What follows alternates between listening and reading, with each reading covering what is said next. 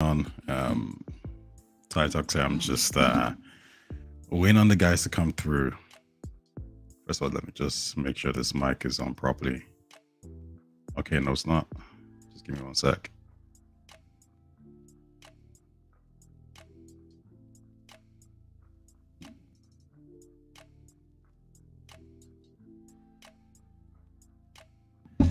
Okay, seems to be good. I'm just gonna double check to make sure we're actually live.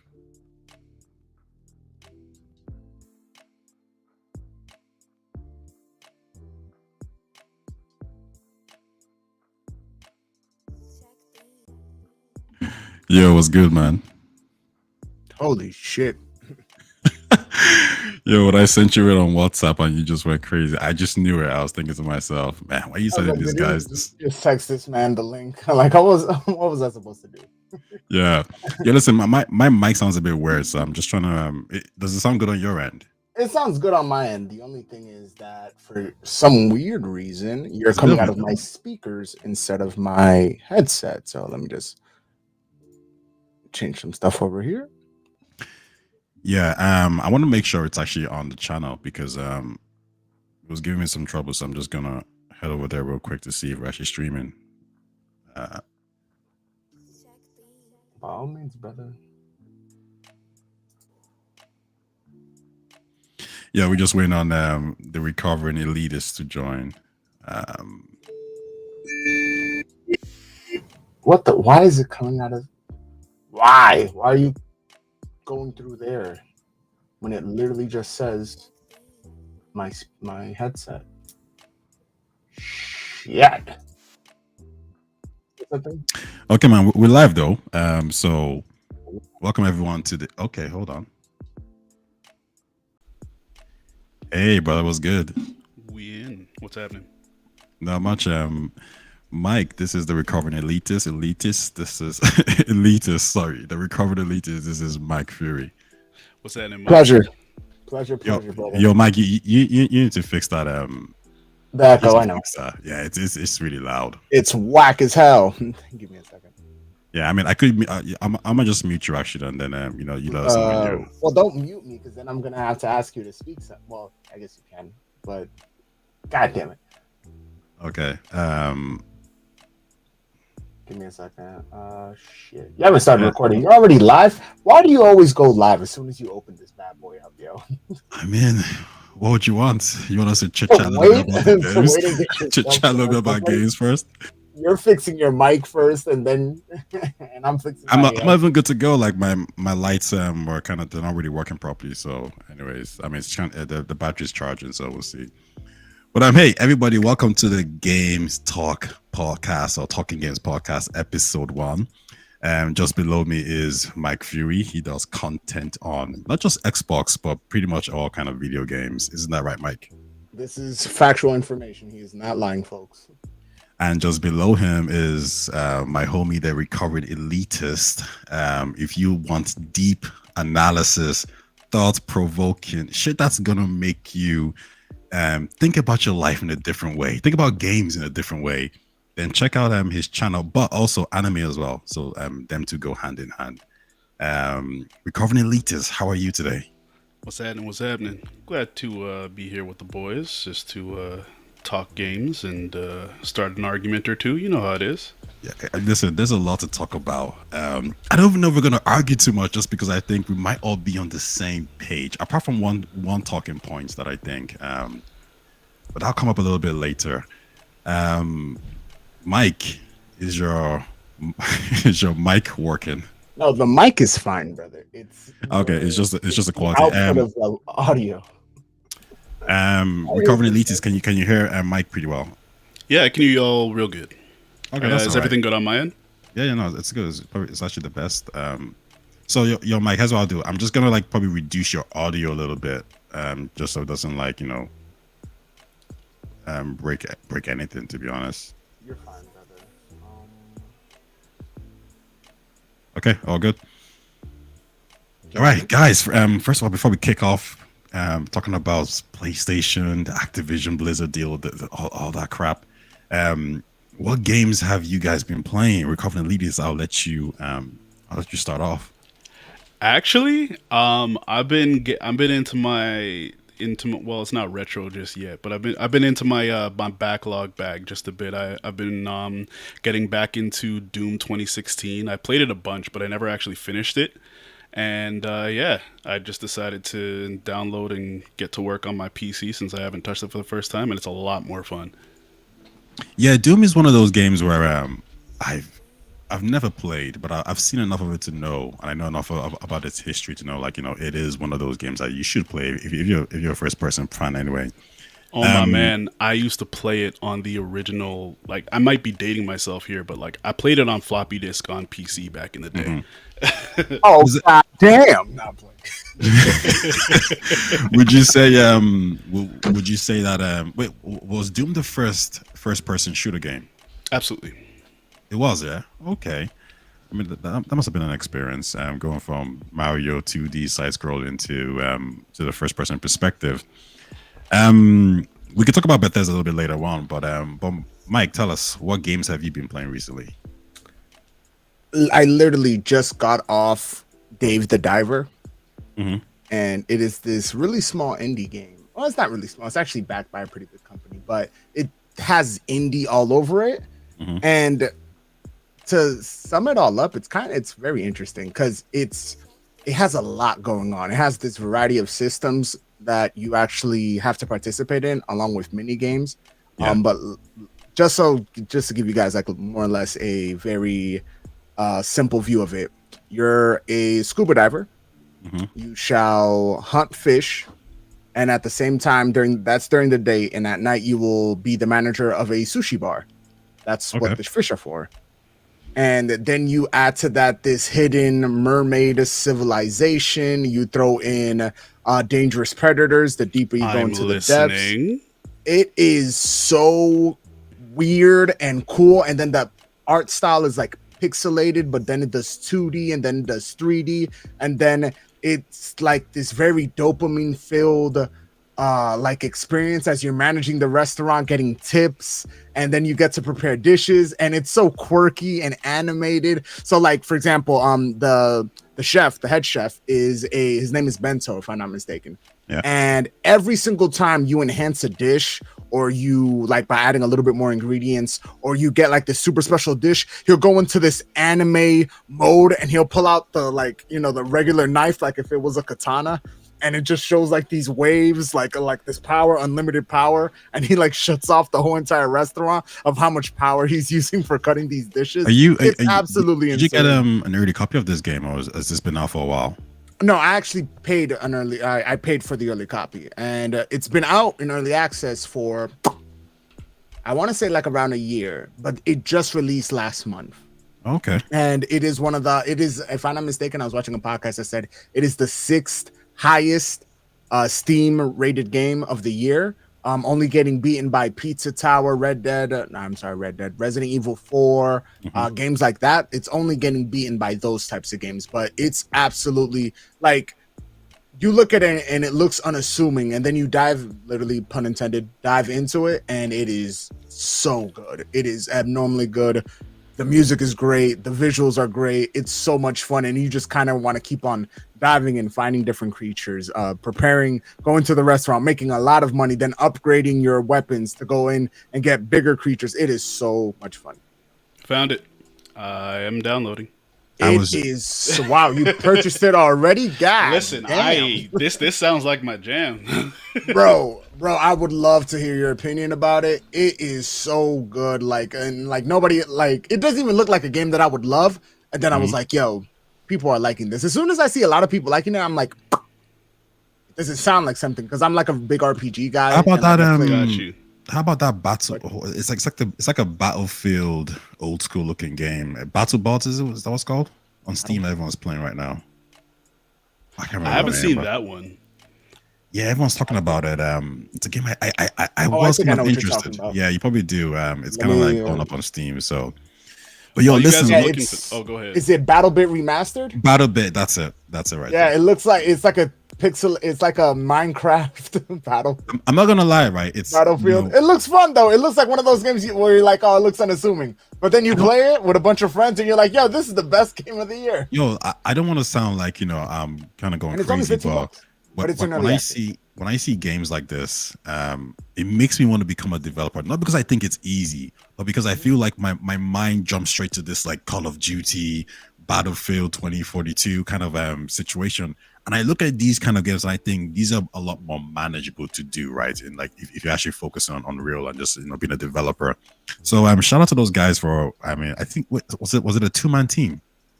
It might be a 2-man team. No, I heard think it's I a heard 2-man team. There's Sergeant Okie Dokie, Velasquez. I hope I'm pronouncing this properly, and then the Liquid Horse. So it might be a 3-man team.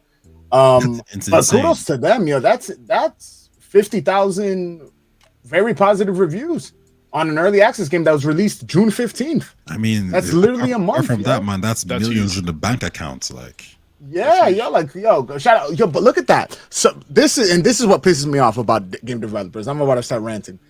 They can do 254 players on a server. Granted, I understand that the graphics are not that amazing. They're not amazing at all in reality. But if you could do that with very little funds, what the like? You guys, okay? I'll leave it alone. Yeah, I know what you okay. mean. I know what you mean. Yo, come on, yo, like, please. But listen, guys, let's move on to the real talking points. I mean, listen, I think we're gonna talk about Assassin's Creed as well, and Resident Evil and Red Dead Redemption remaster. But the main talking point is breaking news that Xbox and Sony have now signed a binding agreement to keep Call of Duty on PlayStation following the acquisition of Activision Blizzard. In a tweet earlier this afternoon, Phil Spencer stated, "We are pleased to announce that Microsoft and PlayStation have signed a binding agreement to keep Call of Duty on PlayStation following the acquisition of Activision Blizzard. We look forward to the future where players globally have more choice to play their favorite games." Now, this comes full circle after Jim Ryan stated behind closed doors in Brussels, I believe sometime last year, or earlier this year, "I don't want a new Call of Duty deal. I just want to block your merger." So the question is, and I'll pass it to you first, Mike. Why this sudden change of heart on the PlayStation side? I mean, it only makes sense. I mean, you already lost. Might as well cut your losses and try to salvage any type of relationship that you possibly can.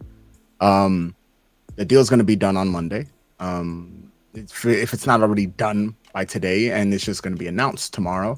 I do imagine that the announcement tomorrow will come along with either a very fast. I think they're like rushing right now in Xbox, like because it's been done.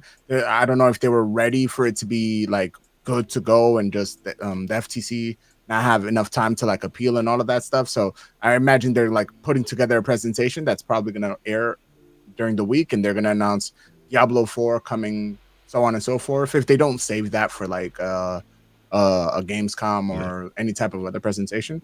But as far as PlayStation is concerned, I mean, it only makes sense. Like, it's Call of Duty. It's literally a multi-billion-dollar franchise, and you still want that in your library, like especially if Nintendo's now going to get it, and then you have all these live services like xCloud, Nvidia, and like all of the all of those little there was a random company also that also got it too.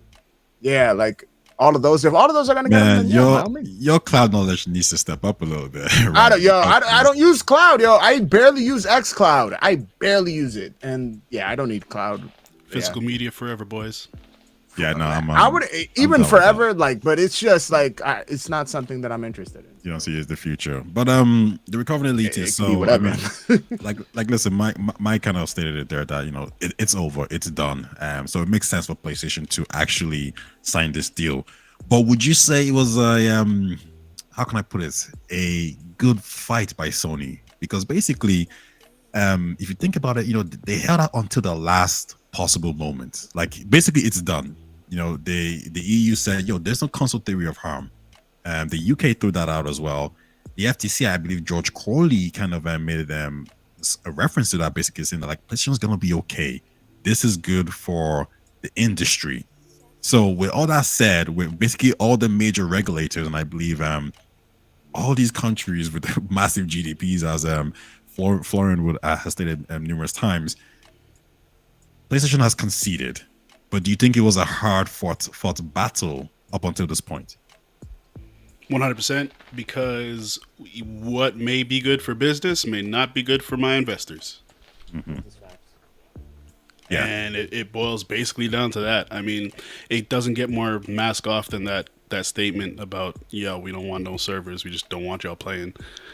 Yeah, I mean, there's got to be, like, it's getting a little hostile. I mean, hostile in the games industry, but I mean, exactly. It's like Competition is a there's thing, man. These people kill each other if they met each other in real life. Yeah, let's loosen up the belt a little bit, just calm down, And I feel like this is a win for games in general.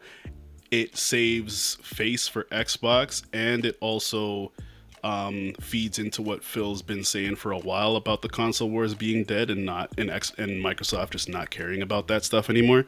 So I mean, this is good. Yeah, I mean, I'm agree with you guys on all your talking on all the points you mentioned. In terms of did PlayStation overplay their hand? Did they fight well? I think initially they did, but also what we've just seen is that I think Tom Warren and also Jess Gordon said that the deal that Sony signed is specifically just for Call of Duty, whereas all the way back in January they were offered a different deal that promised Activision Blizzard games. So now, because they've conceded, they didn't get the best possible deal. But I will say this, I think it makes perfect sense for Sony to actually push, because if you really think about it, the first deal they were offered was a 3-year deal. That's nonsense. Jim Ryan pushed further, kept complaining, kept moaning and bitching, and then eventually he got the 10-year offer deal. Now, where he overplayed is not signing that deal when he was given the opportunity, because now he's basically lost out on the Activision Blizzard games. And I can't remember the code name for it, but apparently Activision Blizzard does have a new game in the works. What's it called? Do you guys remember the name? The code name? I'm trying to remember. That's not It's a survival game. BioShock clone? No. It's supposed to be a survival game. But I will say there is one thing that I'll give Jim Ryan credit for, and there is an L we losing out on the Activision Blizzard games, but he gets a W, because if he didn't make such a fuss, I don't think it would have went this long, right? And I think Microsoft would have closed earlier, especially like with the CMA and stuff. So what he really managed to do, and I think the biggest talking point that he could say is, I delayed this deal enough that Diablo 4 didn't appear on Game Pass. Do you think that? I mean, that has to for be now. Win, bro. That's a flex. No. I'm for sorry, now, that's a flex. Yeah. You mean like day one? Like, yeah, you delayed that, but for now, I mean, that's a very small flex. No. The whole thing about Game Pass is getting big games day and date. I mean, Diablo could show up. I mean, getting big games. Period. I would argue big games. Period. Nah, because listen, the Game Pass has Mass Effect. That's a big game, but that's an old game. It has BioShock, I believe, right? It has a lot of big games, but it doesn't get the games day and dates, which is the issue. Correct? I mean, like, come on. They got Persona, but I mean, that's an old game everyone's played. Like, the whole purpose of Game Pass is, hey, listen, we're not a service where you can get shovelware or great games that came out 2 years ago. We're a service. We can get the best quality games day and date. I think that the preventing Diablo from actually showing up on Game Pass is a huge win. That has to be a win. So shout out to Jim Ryan for pushing. Oh, sorry. Now go ahead, man. Fire away. My bad. Yeah, no, I just wanted to hop on that idea too, because I 100% agree. I think the thing with Game Pass is, like you said, it's a lot of older games, which I am okay with. My backlog is ballistic. I'm cool with catching up. But for the average gamer who's trying to play day ones, that's going to be a huge pull. And I would imagine it's for a legacy title like Diablo of all games, that would have actually brought more subscribers to the platform for sure. And it still could, we could get that later on, like you mentioned, but like that instant boost for this quarter, that would have been nice.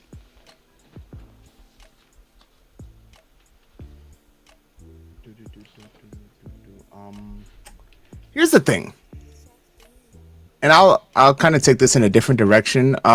Yo, sorry, I was muted. I wasn't. Oh, you fool.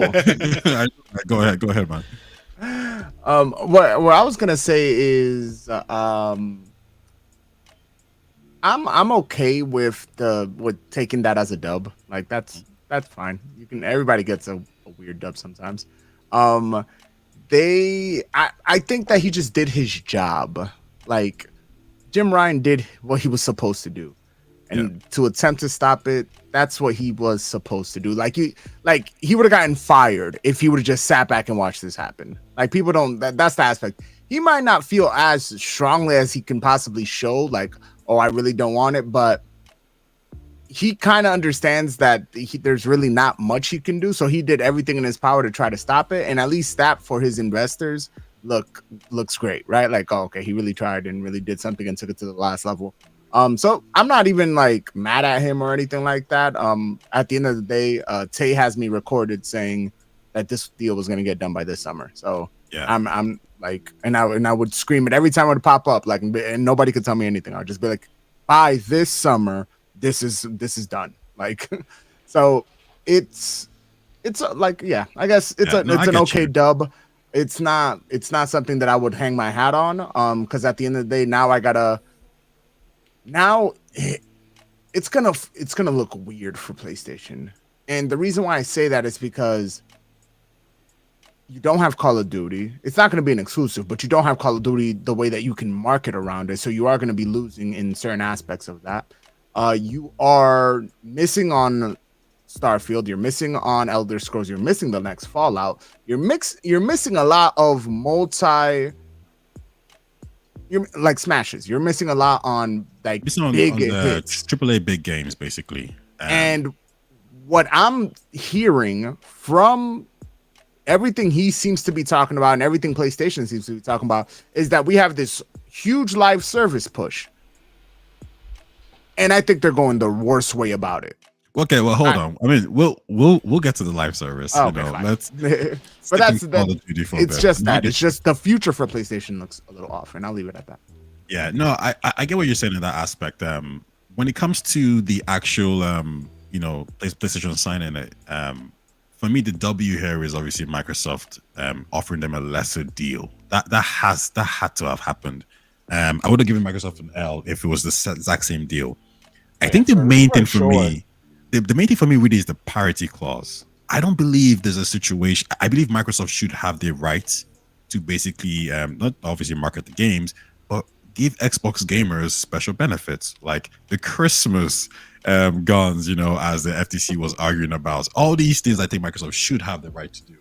So I do think it's not it's somewhat of an L on their part that they can't actually market it in this way.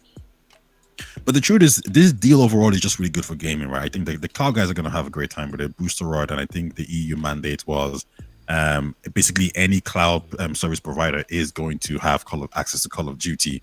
Not many people know this, but I think that's actually Microsoft's biggest L in this. That's something they did not want to do or give, and they had to. The only thing that separates GeForce Now and xCloud is GeForce Now has the quality, right? From a streaming perspective, and xCloud has the games. But now, if GeForce Now has the games, well, you just kind of strengthen your competition. So that is the main L for Microsoft. Overall, listen, it's good for gaming, and I think everyone should be pleased with the outcome. I guess I'll move on to the next point, which is, you know what? Let's go over to Sony. Listen, as you brought it up, Mike. And I'll go to you first, Recovery Elitist. How does Sony respond to this? Number one. Number two, do they actually respond? Like, do they have to do something?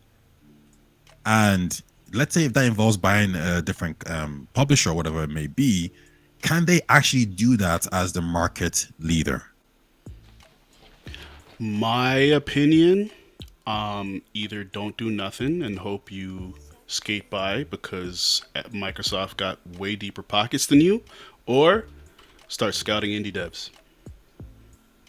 That's what I would say. If you start scouting indie devs that have a lot of passion, have a lot of spark, really, I mean, indie games are still kind of going insane right now for the past couple years. I think if they were to pivot to nurturing and growing small studios, that would be a way, because yeah, there's absolutely blood in the water right now, and I don't think Sony is prepared for the fight that's coming if it's a money game. Well, one of their main pushbacks is this is that they actually want to just focus on live service games. So I believe they're investing something like 2 point something billion, or it's 60% of their R&D this year. Mike, how are you taking this new Sony's approach? Because you just said it there, they're going down this live service route. Is this the right response to Activision Blizzard, or the whole situation is actually irrelevant? No, the whole situation isn't irrelevant. Because at the end of the day, it is always going to be competition between them two. It's not a Apple Samsung where Samsung kind of conceded. This is going to go on forever. As long as we have this God of War versus, I would say, what is like the Xbox like IP like right now, like I can kind of go and say Elder Scrolls to a certain degree, if we really wanted to. Yeah, I think Elder Scrolls is probably, like, Skyrim is the biggest IP that they have, right? Like I'm not bugging on that aspect. You guys let me know. Honestly, I'm starting to think they got so many more studios now. Yeah, but because Fallout is great, but I don't think Fallout has sold. Like, I don't think Fallout 4 has sold as much as xCloud has. Like, I'm xCloud as much as Skyrim has. So like, I think Skyrim hasn't. No, it hasn't. Most sold like thing that they have. So if you look at God of War versus that, then you look at Horizon versus Fallout, and then you look at, like, you go Last of Us versus whatever the case may be. You go down the line, there's always going to be like that type of competition, because every year that one of those games comes out, there's going to be that, okay, so who had the better year, or what is the better game? And if Sony comes out on top, then Sony had the better year, and then so on and so forth. So the reason why I believe that going after even though from a monetary aspect, yes, you want to do live service, but we keep on seeing live service games die. And I understand that Ghost of Tsushima, the multiplayer, did pretty well for them. I completely get that. But it was free, and it was coming off of the back of an amazing game, which is Ghost of Tsushima. Now you want to release Last of Us Factions, and it doesn't seem to be working properly. What are you going to put it behind? Are you just going to release it just for the sheer fact that 1 and 2 are all times? Like, or if that's the case, and then after that, what other games are you gonna like spin off into a live service game? You're not gonna explain. There's no way that you can explain to me how God of War is gonna be a live service title. Hey man, don't give them ideas. Yeah, I'm just saying. Like, what else are we gonna do? They're already talking about having a Last of Us multiplayer, Monster Hunter-esque in the world. Last of Us, I apologize. Horizon Zero Dawn multiplayer, Monster Hunter like, which makes sense. But we already have Monster Hunter. Okay, I don't like that's the part I'm not understanding, because I think that they're under the delusion that just because their IP is extremely strong, that they get to beat everybody else, and that's not how that works. That has been shown time and time again that you can't beat the OG. Like, you just can't. Like, it just doesn't make sense. There's a reason why Dead by Daylight has a monopoly on the horror genre, on that type of horror genre, and why all the other ones don't seem to be working. The Evil Dead one, there's a Texas Chainsaw Massacre one coming out, the Freddy versus the Friday the 13th one. All of them are gonna fail. Why? You can't kill the OG. You just can't. It's not gonna work. So them creating these spin-off titles with lack of vision is just gonna show us that this man is bugging and he's going around it the wrong way. So I believe that he needs to, I would say, start he's gonna have to go back. He's gonna be forced to go back, because instead of working on you could do the indie thing. I think you're right on that, Elitist. He could definitely do the indie thing. But I do also believe that when he goes into, like, when he sees his catalog and he sees that these live service games aren't working, and they're not going to work, not at least to the degree that they want them to, because half of these people are delusional in terms of numbers to begin with. when he sees that, he's gonna have to go back and it's gonna be good for us because he's gonna go back to Jack, he's gonna go back to Sly Cooper, he's gonna go back to Infamous, and he's gonna go back to all of these, and he's gonna start spreading the wealth. He's gonna have to start spreading the wealth to other studios that are gonna work on these titles to create some of these games. Because at this point, you can't have the Spider-Man team work on Spider-Man, only Spider-Man. They're gonna want to work on something else. So you're probably gonna get them to work on 2. And they're the same team that has worked on Sunset Overdrive. So who's going to work on the next Sunset Overdrive? They have it. I don't know if anybody's working on it right now, but it was rumored that they're working on it. I feel like, it's just crazy. I feel like I'm going to be the one defending Sony's strategy here. Which is fine. Listen. Go ahead. But that's just my point. We're going to have to go back. Okay, so here's the thing. In relation to that whole Activision Blizzard thing, Sony doesn't actually really have to do anything or Respawn. And I think one of the reasons why they don't have... Sorry, hold on a second. Coffee's just coming through. Coffee was good, man. You good? Yeah, I'm good. Hey, cool, man. I was watching the live stream, actually. All right, cool, man. Listen, then you can chime in. But real quick, I'll just respond back to Mike. Oh, you guys, by the way, Recovering Leaders, down below is Coffee. Mike, Coffee down below. Nice to meet you, homie. It was good. Pleasure. So listen, Mike. Here's what I'm saying. Okay, Sony doesn't. I don't want you to tell me nothing. I'm gonna tell you exactly what they're gonna do. Right. First and foremost, Sony doesn't actually have to respond to this Activision Blizzard situation. Sony's main concern is the console market, right? The Activision play, as Jim Ryan said in the email, is not a console play whatsoever. So I feel like it's almost irrelevant. The real thing that is probably getting to Jim Ryan is that Microsoft is going to have access to funds. Sorry, no, not Microsoft. The Xbox team is going to have access to funds. Those funds are going to be used to develop new IPs, get Game Pass exclusive games, and get games onto Game Pass. Maybe we see the next Resident Evil game on Game Pass just because Microsoft has that ability now, right? I mean, just from a financial situation. Now, in relation to what Sony is doing in all these live service things, that's perfectly fine to me, right? As long as they can maintain dropping AAA bangers at a consistent rate, then I think it's perfectly okay. So you look at games like Honkai Star Rail, you look at games like Genshin Impact. These are just single IPs that make so much money, and I think Sony needs something like that. Microsoft has Minecraft. Nintendo has Fire Emblem Heroes on the mobile phone. Sony doesn't really have anything. They don't have any. I think I read in some report somewhere that the guys who make Genshin Impact, can't remember the name now. Mihoyo. I knew you were gonna know. I was like, your friend was gonna know. What it is. Man. I was like, I think that revenue-wise, they made something similar to what Sony did. That's one freaking game. Bro. So you kind of need that to kind of bankroll all these 220 million Horizon Forbidden West, 220 million God of Wars. I think what Sony is saying is the way we're doing things is not feasible. The console market isn't growing. The cost of making these games is growing. So we need something to kind of fall back on. If Last of Us 3 bombs because everyone hates, women who are muscly and tough and strong, people hate anything that has reference to LGBTQ. If that's gonna happen, Abby will beat the shit out of a lot of us, yo. Yeah, listen, I'm gonna not at all. I'm even gonna try it. The fact that it's like not me. Man, she's taking you down. What are you talking about? No, I got my gloves in there, bro. I got my gloves in there. Nah, man, she's taking everyone down. Oh man. But yo, listen, to round off the point is that I get what Jim Ryan is doing, and I think people kind of misunderstand. Okay, 2023, Forspoken came out, right? Cool.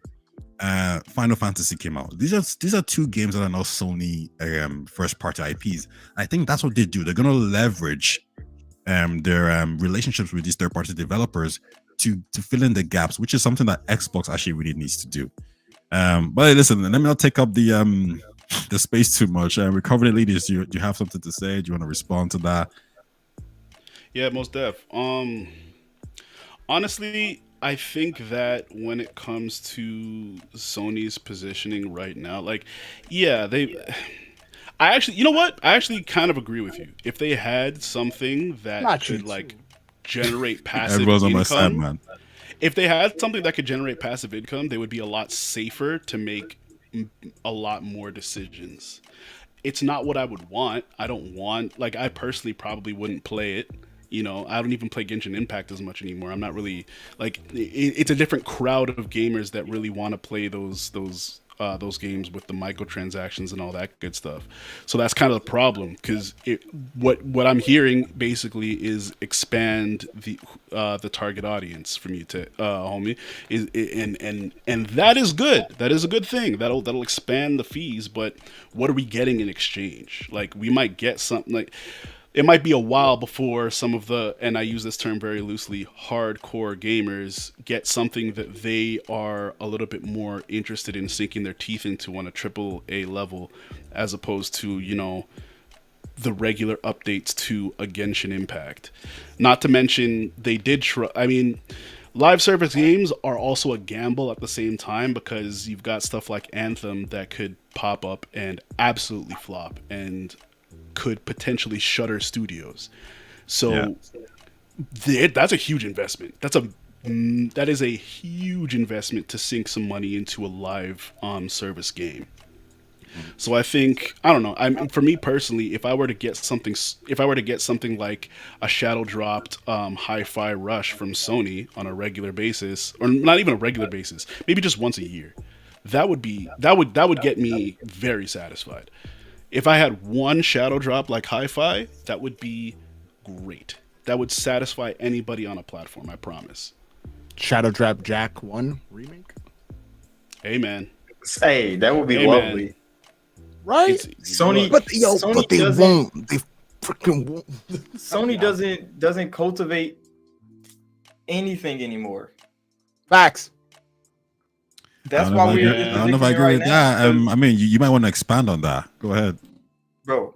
The last. Go ahead. I got your back. Go ahead. Out is a remake of Last of Us 2. Why? Because they want to launch it on PC. Why are you selling it to get on PlayStation? To sell a PC version of it.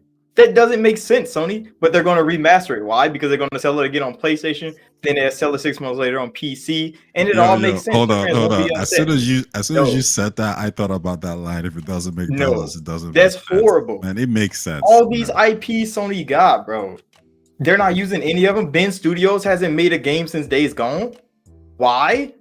Because Sony saw they failed, and they're like, "Oh, Ben, you're on the back burner." Yo, a fail is an 84 on Metacritic. That for Sony, bro, because they only want to make big AAA games. That's all Sony wants to make. They buy everything else. They bought Stray. They bought freaking Returnal. They buy all these games because they don't want to make them.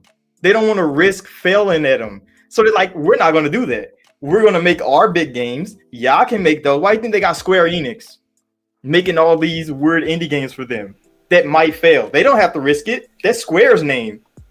That's Square's name. God of War was also like a studio Sony bought too, wasn't it? Santa Monica? Yeah, Santa Monica was bought. Yeah, they bought them. Yo, listen, I get what you're saying. You know, from that perspective, I just think it's smart business, because the truth is, and this is my main critique of Xbox, that they don't leverage their all these abilities that they should. Yes, you should make your own first party games. Yes, you should do timed exclusive deals. Yes, they're like, for example, everyone was saying the same thing. When Sony shut down Japan studio, and people weren't too happy with that. People were going crazy. The first thing that came to my mind is, I watched this interview with one of the head. I can't remember. I'm never gonna try to pronounce his name, but like one of the guys at the Japan studio, and he said it himself. He says, "Yo, the games we make don't make money." So go ahead. That's the problem. Sony only wants to make money. They don't care about the fans of games. Here's the thing. Yeah, you think Hi-Fi was gonna make money? Well, hell yeah. No, of course. It was just a cool little game that was going to come out. It wasn't going to make money. There's no way. There's, like I said, these publishers and developers, they're all out to make money, right? That's just and that's the problem in gaming. It wasn't about just only making money. That's why we only get third-person action games from Sony Interactive Entertainment, because they have to make $20, $30, $40 million on these games. I think I can bridge the gap here, because I agree with both of y'all. And I absolutely think that it is a business, but at the same time, just because it's a smart business decision now doesn't mean that it's a sustainable business model down the road. If your business model is buying up somebody who can make better games than you can, you're going to eventually run out of games to buy. But if you know how to make games that people like to play, it's the whole give a man a fish, teach a man to fish metaphor. If they don't know what they're doing, they're just going to buy it up until there's no more resources for them to buy. But if they learn how to experiment, if they learn how to be okay with, all right, we're going to like infinite growth is not a thing. Like just because these business people are trying to make money doesn't mean they're gonna every quarter. And I think that's the issue. Because like, yeah, good, you're a business and you have a business model to run, but you're not gonna always make money. So if all of your products live and die on how much money they're gonna make, yeah, your stuff is gonna get stale. Yeah, so and that's why Ben ain't make a game, bro. Because Ben ain't make enough money. And it's like people like Days Gone, Sony. They had fans. They sold 10 million copies. Now all those Days Gone fans are sitting there like, no Days Gone 2. It got an 84. Sony's like, it wasn't good enough. Cult classics will not exist in another 10 to 15 years the way that the business models are running now. I agree. Do you know why I think it's such a that I necessarily don't agree per se is because Sony turns around and says, yeah, but what are you talking about though? Horizon Forbidden West, God of War Ragnarok, like these games sell like 5 million the first couple of days. Like, I think we make it seem like Sony actually isn't doing things, but they actually are. They're making really top quality games. I think what they're doing is games that are risky and they might take an L on. They're just saying, you know what, we're not gonna make these kind of games. What we're gonna do is we're gonna find a studio that's talented and creative enough to make these kind of games. People want those games from Sony though. And yeah, but you see, but we're getting them though, because that's what Sony is doing. They're actually reaching out to these developers and they're saying, we're gonna publish those games. Now, Returnal could have been a risky game that they said, yo, we don't think this game is gonna sell. We don't want to buy a studio to make this kind of game. But here's what's gonna happen. We're gonna fund you guys to make the game. Now, if the game is successful, that's a win for you. It's a win for us. If it flops, I mean, we lose some cash, but we don't have a studio in our hands that can't make that much money. And that, to me, is the perfect balance between business and creativity. No. I disagree, because... No. Well, okay, here's your first question. Disagree. Forspoken came out, bro. It failed. Sony lost some money. Like, Square Enix fired the whole studio. Nah, they incorporated them in. But wait, hold on real quick. Recovery is you shoot off, and then Mike, I want to hear your thoughts, and then Coffee, then you can chime in. I gotta do two things before I go ahead and go. Number one, I said what's it called? The Metacritic score for Days Gone was an 84. It is, but it's the user score is an 84. Technically, Metacritic gave it a 71, but at the end of the day, the user score is more indicative of what fans actually like. So say that, boy. That's cool. I agree. I just wanted to make sure because I don't like people like then be like, oh, he's wrong. I'm like, I was right. I agree. That was number one. Number two, I believe you, Tay, in particular, are missing the point of the impact of Genshin Impact and pun intended. And the other one, and Honkai Star Rail, whatever it's called. Yeah. Both of those are mobile games, my brother. They just happen to exist in other platforms, but they're really just mobile games. And I forgot about that. Yeah, they're like ports. They're really good ports, by the way, because they do run on other platforms. But they're really just mobile games to begin with. And last time I checked, Sony doesn't have mobile games. That's why they keep on chucking money at Square Enix to try to make something happen. Yo, hold on real quick. Coffee, could you just mute your mic a little bit because there's a bit of an echo. Oh yeah, I got you. All right, cool, man. Thanks. Go ahead. But that's really what's intervening between what I like when I look at the whole live service model. I'm like, the way that they're going about it is the reason why I'm a little off on it. But in reality, like, this isn't gonna. Yeah. Like it's really hard to just think about in a future where there's so many different types of like IP at the ready, and there's still this problem of we can't fund everything. Okay, but it's the way that they're going about funding everything is the reason why there's a problem. Like there's a cost problem to begin with. You want to make $3 billion off of an IP that only has the potential of making $7 billion. Hold on, I was going to just nip that the bug real quick. You're right, like Genshin Impact is a mobile game. That is 100% true. It doesn't change the fact that game is played on PlayStation, and PlayStation is receiving a shit ton of revenue from them. So therefore, I would love to get see themselves. how much though. Like that's my it's question. Like I think substantial, the bulk of it is coming from mobile. I don't think the bulk. No, of no, it is no, coming no. from I completely agree with you. The bulk of Muyaiko, yo, we call it Mihoyo. Mihoyo. The bulk of Mihoyo's revenue is coming from mobile phones. That is true, but that's what Sony wants to do. That's why they're putting games on PC now, because they realize like, hey, listen, we don't have to put games on Xbox or Nintendo, whatever it is. We can drop the games on PlayStation and mobile phones and PC. That's where the money's gonna come from. So this is my question: where's the mobile games then? Well, Because they do have a mobile phone the department. But then okay, so where's the how long have they had that mobile department? That'll be my first question to you. They hired And number two, they hired where's a the guy from mobile game? Netflix. They hired a guy from Netflix. I mean, to Yo, look they over can it. hire No, whoever sorry. they want. Where is the tie-in? Where Yo, is the tie-in? Yo, thing? listen, man. You That's sound my like question. you sound like the Xbox guys now. Yo, the games are coming, man. I'm The games are just coming. asking. The games are coming. They're coming, I'm bro. just The mobile asking games because are if coming. I want to see the vision. You obviously see the vision a little bit more than I do, and I'm looking at them and I'm like, you've released Ratchet and Clank, God of War Ragnarok got one. You already have the example of Fallout 4 with the tie-in of this game of Fallout Shelter. You saw what that did. What the flying F-bomb are you waiting for? Nah, man. They And that doesn't go only for PlayStation. That goes for Xbox as well. Yeah, but But hold on, Xbox though. now has. Hold on, though. Keep in mind, Sony Go ahead. is quality focused, right? So, Bro, when this we was look in at- 2011. I don't want to hear about quality focus. No. I mean, recently I mean, now, 2014, the main focus is all about quality, right? So that's why that's why they got Bungie. They've dropped 2 live service games that they've canceled, I believe already, right? And if that was Xbox, I don't know if that happens. Like, I think we all agree right here, right? Maybe Coffee, you can chime in now. Do you think Redfall comes out on a PlayStation system? Do you think Jim Ryan and Herman Hall signs off on Redfall? I don't think they do. So I think when we talk about this, but I don't think Redfall gets created on a PlayStation anyway. Redfall wasn't a third-person action game. Anthem was Redfall didn't even have Microsoft's the same property. team, bro. Okay. Redfall was a risky game to begin with.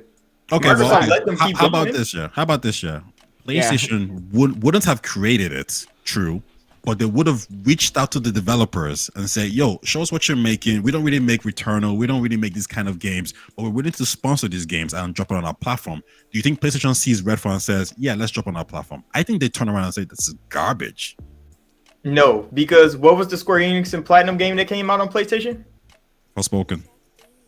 No, the Square Enix and Platinum one before Forspoken. Oh, The Are you live talking service about one. the live service one? They canceled it in like 6 months. Why? Because it was garbage. less That than 6 PlayStation months, had it. It brother. was only PlayStation's game.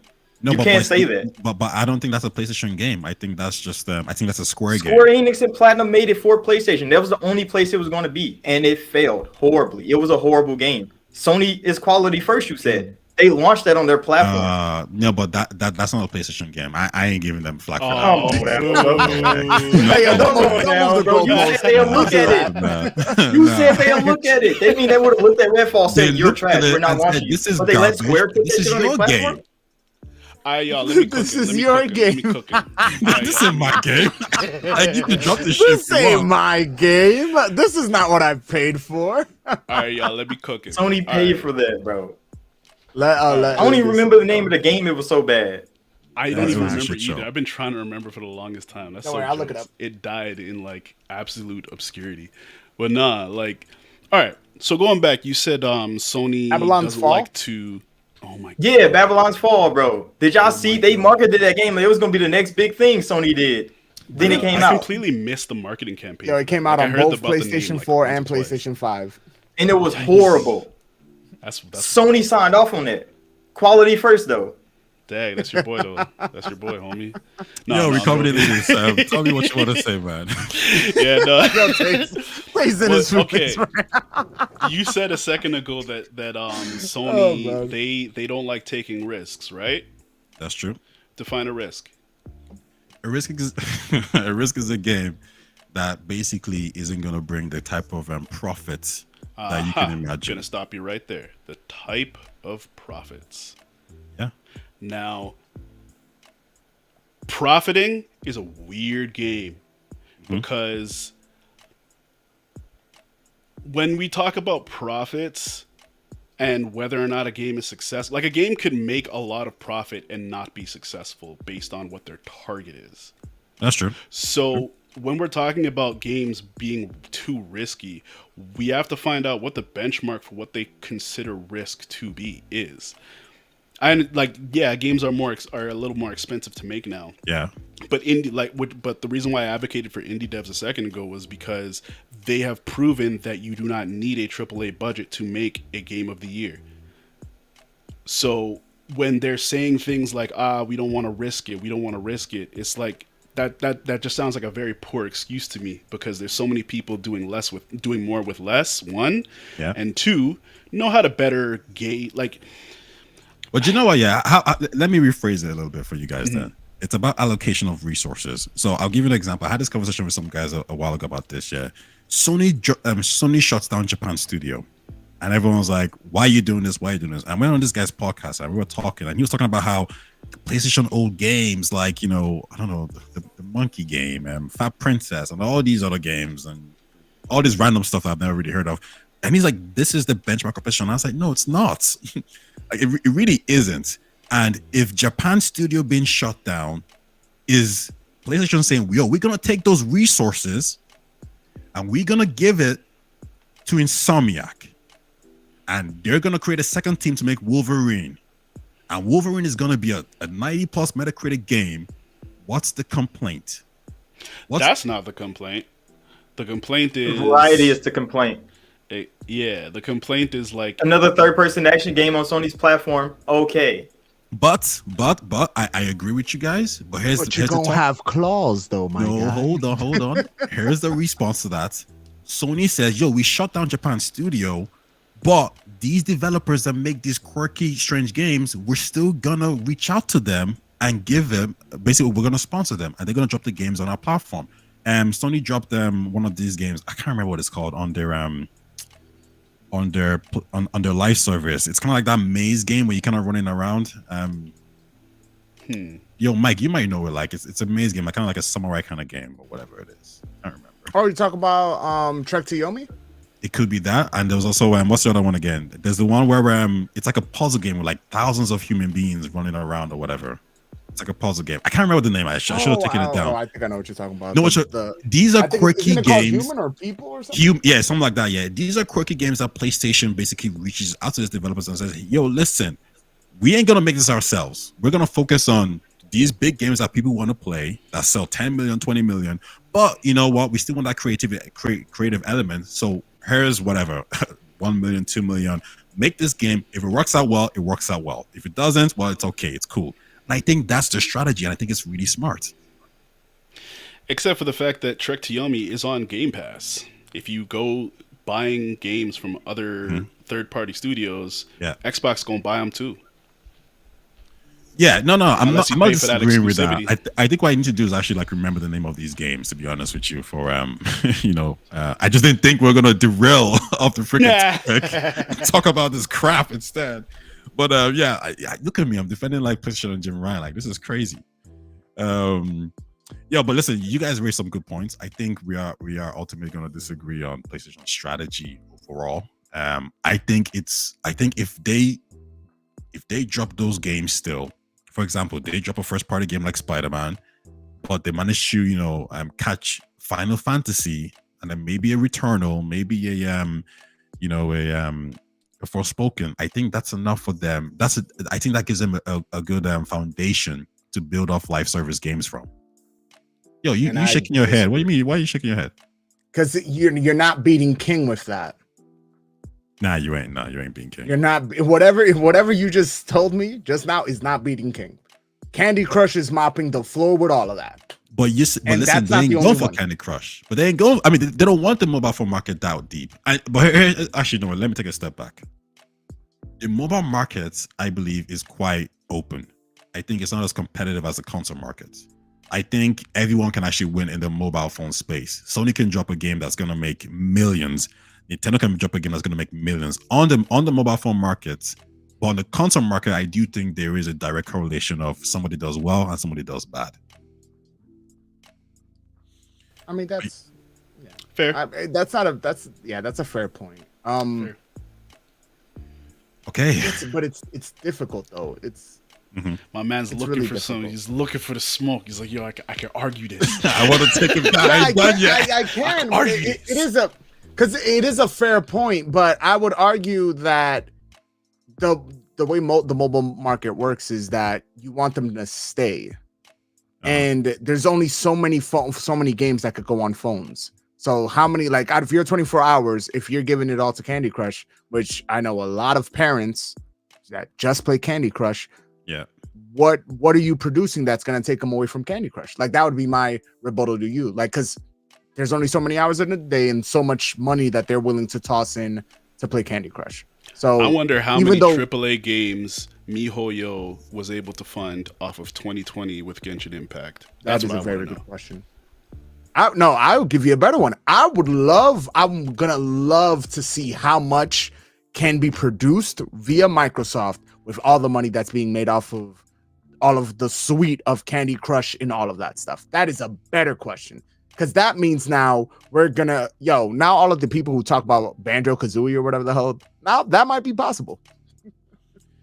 Yeah, no, listen, I was trying to look up some stats on Candy Crush to see what the actual percentage of the gaming community is Candy Crush. Like, is it 2%? Is it 3%? Or like what is king of the mobile phone market? And I think the fact that like it's gonna be less than what PlayStation owns, which is 40-something%, is gonna say something, you know.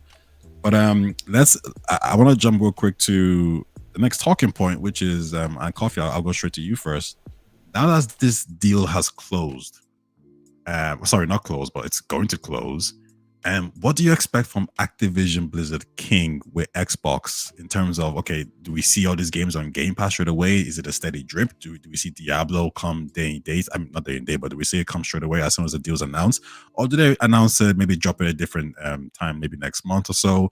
Does Microsoft drop all the old Activision Blizzard games? Is Sekiro there? Are the old Crash Bandicoot games there as well? And do we see Call of Duty go biannual instead, you know, every 2 years? Like, what are your thoughts on Activision Blizzard with Microsoft? See, what I want them to do with Activision, what they probably won't do, are like two different things.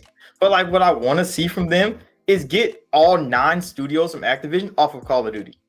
Give it back to the 3 main ones and let everybody else go do their job somewhere else, bro. Because when I booted up Modern Warfare 2 for the first time, this cycle game, and 9 studios popped up on the flash screen after Infinity Ward, there's 10 studios making one game. Activision, what happened to you? Call of Duty is not that big a deal that you need 10 studios to keep this game going every year. There's no. Microsoft need to break that up, even if it hurts Call of Duty just a little bit. Oh, their content stream is not that fast. Okay, cut the battle pass out. We don't need it no more. Go back to original Call of Duty setup. To handle that. Map packs every 3 months. We like the whole live service aspect push that they put on Call of Duty to make it more. They don't need that no more, bro. Beanox and them, Raven, all of them need to go back to making their own games. They don't need to be support studios to Infinity Ward no more, to Sledgehammer no more, to Treyarch no more. Those 3 studios made Call of Duty games by themselves at one point. That's all I want. Blizzard is still doing their thing. They can bring back StarCraft and all that for PC because Microsoft loves the PC market. They can make PC-only games. They've done it before. Let Blizzard be Blizzard again. Everybody wants Blizzard to be Blizzard again. And Battle.net, with 100 million users on it, Microsoft is going to be eating good on the PC platform, bro. So before I critique your point, I'm just gonna say real quick. Do you think Diablo comes in straight away, or do you think Microsoft holds that off a little bit and says, "Oh, we drop it next month instead"? Diablo coming straight away? I don't know, because like I don't know what legal things Diablo have with it. Yeah. Well, how about this? How about, let's say, you know, Microsoft just owns it and they can. Do you see a strategy where they say to themselves, yo, I think it's better if they we drop this can, next they month? definitely will. because Diablo already sold amazingly. I bought the $100 edition of the game. I played it. I beat the game before it officially came out. So I mean, everybody that wanted to play Diablo already played Diablo. So if it drops in Game Pass after this deal is done, right when it's done, it's just gonna boost Diablo right when Season 1 starts on the 20th. Everybody has to restart anyway. They drop it in Game Pass on the 20th because the deal closes on the 18th. They're only going to be up. Diablo is only going to be up. Not to mention, you could always just retroactively drop the other Diablo games. Yeah, that would be lovely. What? That's true. I'll be on Diablo 2 so fast. All right. Diablo 2 is so good. Yeah, listen. 3 is my so favorite, good. bro. All right, before good, Mike, I'll let you comment on that as well. You can listen. You can go out coffee if you want. If you think his points are crap, if you think they are on point, go ahead. Let us know. I do like his. I actually like his point. It's there's nothing like wrong with it, particularly wrong with it, because he's literally highlighting the fact that we kind of don't know. Because I think the smart move would be the aggressive move of it ends the 28th. As soon as the season starts, it's day one on Game Pass. I think that would be the aggressive move, and along with the game, along with Game Pass, it would be awesome to see the other 3 pop in. Even though I don't think like Diablo 1 has not aged really well. Like I've tried playing it, it's not the best experience, but all the other ones are legit, including the remaster that just happened and 3 with the Reaper of Souls and all that expansion passes with the whole sorcerer. Those are all really dope, and I can see somebody like going back to 2 and playing it. I can see people going back to 3 and playing that. So I think his point is like it has merit. Like I think the aggressive move, but I'm always super aggressive. So I would love to see that and just watch how the whole entire industry kind of just reacts to it. And watch people get pissed because they paid $60 on it and now it's on Game Pass for $15. That would be it would be interesting, but it would be fun. So yeah, I like this point. Okay, that's fine. Recovering elite. Listen, I don't think I'm necessarily disagree. Well, no, actually, I do disagree with everything he says. What the fuck am I talking about? I do. No, I agree with the whole Diablo thing, but I think my main thing here would be like, Call of Duty. These developers, because I've heard a lot of people in different podcasts talk about like, oh, I want these developers to make this. I want what this guy's called Raven to go back to like the old kind of games they make. I want to see get Raven back on X-Men Legends, as soon as possible. X-Men game, but oh man, so much. The PlayStation 2. Oh Lord, have mercy. PlayStation 2 is such a good place. That's why I be so disappointed in Sony nowadays, because I played so many different things on PlayStation 2 that all of them being gone now is like Sony, bro. Yeah, all right. Listen, before I chime in, then recovering elitists. What are your thoughts on this? What do you see Activision Blizzard and Xbox doing together? I would like to see some remakes. There's it's becoming more and more difficult to find and play retro games these days. And I haven't always been the biggest advocate of remake culture, but I think it would benefit if a lot of these games are going to disappear into the ether forever. Remake them. Yeah. Spiral Collection. Drop that. Give me that. I'll play that on Game Pass day one. I don't care. Just give me. You know what I mean? Yeah. StarCraft. Let's go. Yeah, I think there's a rumor that they're working on a new StarCraft game. At least that's what I heard. But yeah, listen. All good points. I think what I'll say is when this deal was first announced, the first thing that really came to my mind was, oh, this is cool. Then I was like, no, this ain't cool, actually. Like, Activision Blizzard, Overwatch, Candy Crush, Spyro. Who's looking for Spyro? Who's looking for Guitar Hero? Like, what are these IPs that these old ass IPs that no one gives a crap about? And it just hit me that like, this is not a really great deal. And the reason why, it's not a great deal. It's a good play for what Microsoft wants to do overall. But from a console perspective, I was thinking, Jim Ryan probably isn't worried about this deal. The only thing he cares about is Call of Duty. And we saw in the email, the dude was literally like, they would have been better off buying a freaking electric car rather than Activision Blizzard. He believes they overpaid for this. And the only thing he cared about was Call of Duty, and said to himself, this ain't a console play. I'm a console player, primarily. So this deal didn't excite me in any way, shape, or form. Like people talking about like we want to see Spyro back and Crash Bandicoot. I'm like, what happened to Banjo-Kazooie? Like you ain't even got that guy yet, and I think he's a better catch than a freaking Spyro game. Oh no, you're you disagree? Wait, Banjo-Kazooie being bigger than Spyro and Crash? Who the hell is Spyro? What? I You're showing your what? You're showing your What? youth. bro? You're showing your youth. You're showing your youth, Tay. brother, Spyro the Dragon. brother. Nah, Bro. stop. It was Brother. on PlayStation at the time. It was That a PlayStation boy has like mascot. 8 games. No, Banjo no. got one. Hold on. Let me explain. These games, Spyro, and first of all, I don't even know if Crash is going to be an exclusive game. I could almost see Xbox saying, "Yo, let's make that multi-plat." For some reason, I could almost see that happening. My problem here is, if Xbox really wanted a platformer, and you got Banjo-Kazooie, and every Xbox fan is going crazy, bring back Banjo. I'm just wondering what benefit does Spyro or freaking Crash do for you? They were PlayStation mascots at one point. And I think from a revenue point of view, okay. Well, let me ask you guys this: what do you think the Xbox community would prefer, a Spyro game or Banjo game? Spyro game for sure. No way. I think because we've had Spyro games like the remastered ones, I think probably a Banjo. I would say this though, they can get one studio to just work on all of those platformers and have those be shadow drops during the year. Could work. I like. Toys for Bob to I be like a back doing their Banjo. job and not working on Call of Duty. That's facts as well. Personally, the I way- like a Banjo drop because we never actually got the 3rd installment to the game. So if you That would ever be dope. actually were to drop Banjo 3 or develop Banjo 3, that would make a certain demographic lose their minds instantaneously. Yeah, I get all that kind of point. Yeah, but I almost look at it and say, Microsoft, you guys got like Psychonauts. Am I joking here? That game got like what? It's like 94 or something on Metacritic. Like you got a good Also Super. platformer. You got like you got Banjo. You got Psychonauts. I don't really think Spyro or freaking Tony Hawk or any of these other old school IPs. Bro, I completely forgot that they got Tony Hawk. Brother, cares about you Tony just Hawk? changed the game. Tony Hawk is okay. Tay. Yo, bro. Tay, bro, yo. bro.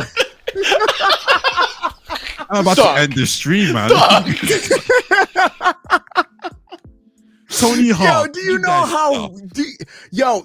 If you look up the top like highest rated games of all time, like Ain't nobody playing 1 through Tony Hawk. 3, Bro, Bro, Tony they Hawk literally 1 through just 3 are dropped like a remake for 98. Tony Hawk the other day for PlayStation 5, and it went ballistic on sales.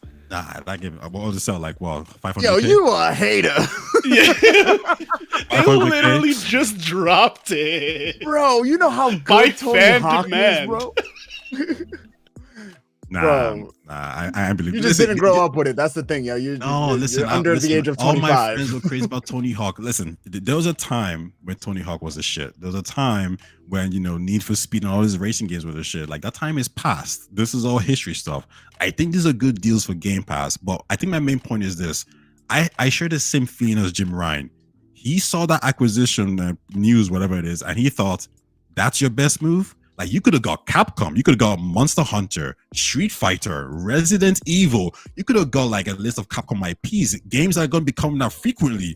But you chose Activision Blizzard. You could have got EA, you could have got FIFA, Madden, you could have got Titanfall, you could have got Apex Flag on the play. Legends, Sims. Flag on the play. Foul. Flag on the play is what. Flag on the play. Go ahead, go. You were gonna get so much with EA as well, and Dragon No, Age. The new man. Dragon Age coming out, the new Mass Effect coming out. Like you were gonna get all these, but you chose Spyro and Crash Bandicoot instead. Yeah, You can't think of it I that thought was way a joke. though. You can't think of it that way though, because Capcom may have been down bad financially for a while, but they're up now. I don't think that's a completely different financial blow to take, especially considering Activision Blizzard's many missteps over the past couple years. They're not in the same position that they used to be. So if I was Activision Blizzard, I would want to get bought by right now. Capcom, they're stepping into their renaissance. No, I agree. I 100% agree with you. But I'm looking at it from a console Jim Ryan perspective, and he's thinking, this is the best you could have done. Like you paying $70 billion for all these games. That like for Overwatch, that's gonna be multiply. Call of Duty that's gonna be multiplayer for Crash, Spyro, and Tony Hawk. Okay, cool. Like, I don't think this bothered them too much. I think the only thing that bothered them is, okay, Call of Duty, and these guys are gonna probably make a lot of money from that. We don't really want them to make that much money, so that's the play right there. Coffee. I don't. Am I talking shit, or does this make sense to you? I mean, when you put it like from the console's perspective, because Jimothy is like, bro, you could have had all these big IPs exclusive to your platform. So Microsoft, why are you buying Call of Duty out of anybody?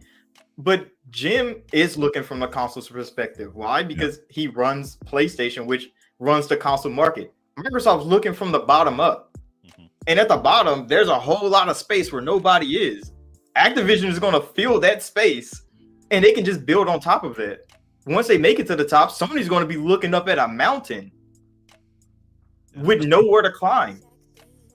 So looking down on Microsoft buying Activision, like from Jim's fucking penthouse suite, it looks like a bad play. But Activision was in a horrible place. They got them at a bargain.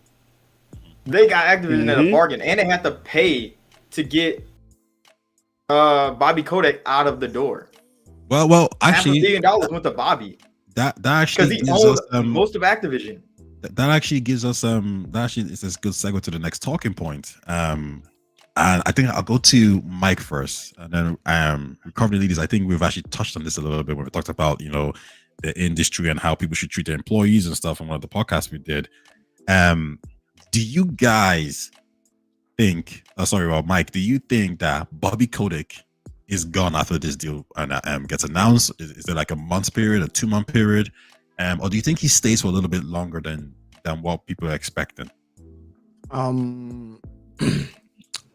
I think I made a video on this when it first happened. I think there might be two things going on. They might want to buy out the remainder of his contract to get him out the fastest way possible. That's a possibility.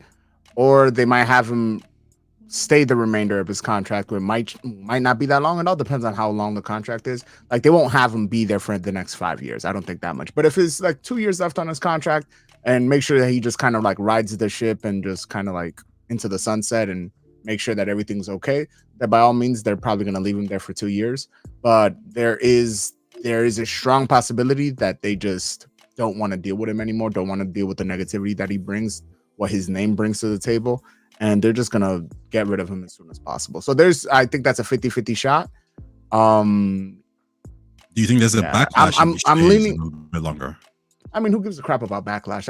Everybody's just going to talk to Mad Smack and still buy the games. So I don't think Microsoft is phased on backlash. But Microsoft is very sensitive to culture stuff. From what are they really sensitive to culture stuff? I don't know. They don't like people talking, smack or whatever. Like I think they're a little bit. They're not as resistance. I think they do pay attention, and they're trying to give this image of like we're very pro, we're very friendly, etc., etc., etc. I mean that does make sense, but also on a lot of cases, like. I think back of the interview that Phil Spencer had, where he's like, "Oh, people think that you could just make great games and everything's going to be a-okay." And I was like, I wouldn't have said that like that, but I can see where you're coming from. He on several occasions you can say that they've looked sensitive, but also they're working from a position of losses, whether that be. They've been working on a position from losses since the whole you're not going to be able to swap games and that whole debacle where like Xbox One and E3.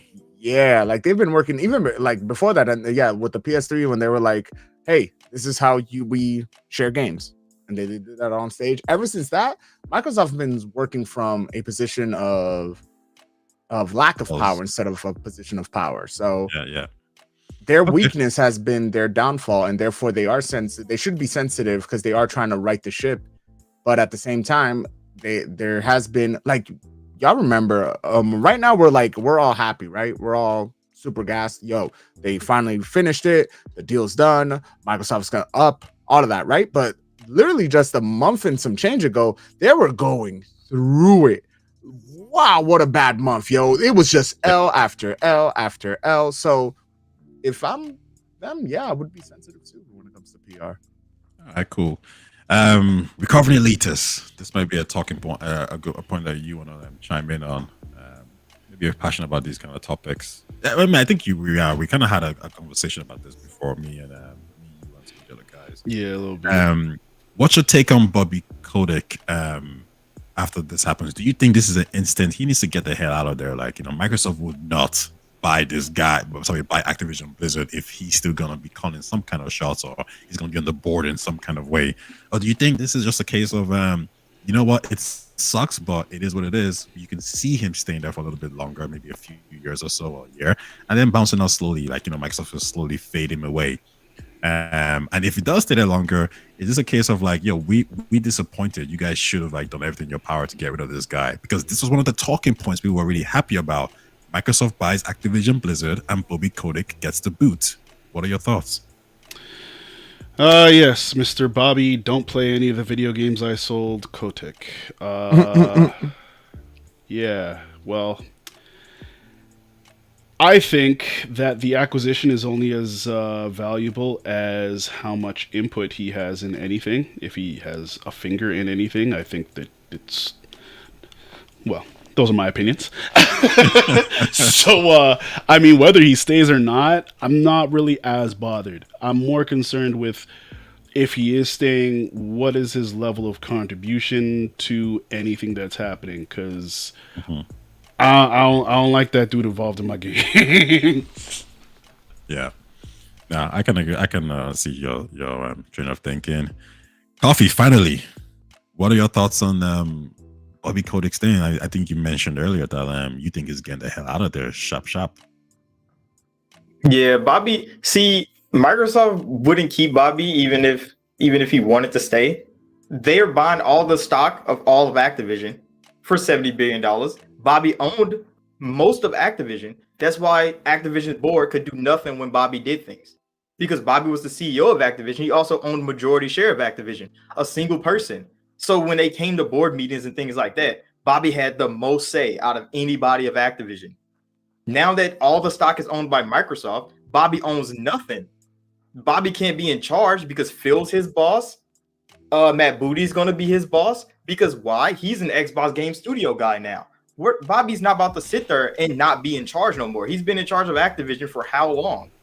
He's going to walk away before they can fire him. That's why he's going to take his $500 million that Microsoft has to pay him anyway, and he's going to say bye-bye and go work for another company. He's not about to sit in there. He's not going to get to be in charge of anything. Yeah, I was I recovering elitist. I heard you say that. Like you like the tune of what Coffee is saying. I think what I'll say to it is this. I think there's two things to really consider, right? And the first one is the actual contract agreement. So if you guys remember when EA was about to be acquired, or sorry, there was rumors that they might be acquired by, was it CNBC or something like that? One of the talking points was Andrew Wilson, the CEO of EA, he wanted to still have some kind of power play. And I remember reading up on Disney a while ago, and there's a guy there in Disney who I think was important to Marvel. And so when Disney was trying to buy Marvel, he made sure, like, yeah, you can purchase Marvel under one condition: I'm involved. So I feel like the same thing could happen here. Bobby could leave the contract. He might not want to stay. He might just want to take his money and get the hell out of there. Or he might say, yo, this is my baby. I want some involvement. So the question is, does Microsoft turn down the $70 billion acquisition because of Bobby still wants to be involved? And I think the answer is no. They take that deal. They take it because they're literally like willing to give away their own first party games to cloud gaming servers. They're willing to keep Call of Duty on PlayStation. They're willing to give out these 10-year deals to Nintendo. And listen, I think it's gonna make money, but there's a chance that these games don't make money on the Nintendo platform. And if it doesn't make money, they've signed themselves up to make 10 games. Basically, that might not be profitable. This deal is important to them. So I think Bobby saying he wants to be on the board or whatever it is, it's not gonna kind of derail this deal in any way, shape, or form. They're gonna take that L. And the other thing that's No, they won't. No, who said that? Me. I agree. Because see what you're forgetting is Bobby only was in charge because he owned majority of Activision stock. No, Everybody what you're sold their Activision forgetting stock is except Bobby, the contract. and Bobby still would have been put would be off the different. pedestal. No, what you're forgetting is, remember, he can still put himself on the contract. So it's not about the shares, because the shares are sold under a contractual agreement. The shares meant everything. Why do you think he got $500 million? No, you're missing the point here. If he okay, fine, put it this way, yeah. The board is so intertwined with Bobby that they didn't kick him off. It wasn't because he was a majority shareholder. It was because because he was a majority shareholder. No, he has a large portion of shares, but he's not a majority. They're all friends. They're all buddies. The board. They're not all buddies. They wanted to sell, bro. They wanted to buy him out a long time ago, and he wouldn't sell because he had all this power. There was enough members of the board that loved Bobby. I'm not surprised if Bobby's kids go to schools with these guys. Like, this guy took the company from bankruptcy to literally $70 billion. They owe him quite a good bit, and bro. They owe him all the lawsuits, bro. All the allegations, completely irrelevant. All the turmoil, bro. Irrelevant. Yeah, what's up? They're all gone. They're all gone. They're all out of there. All the board members. All of them.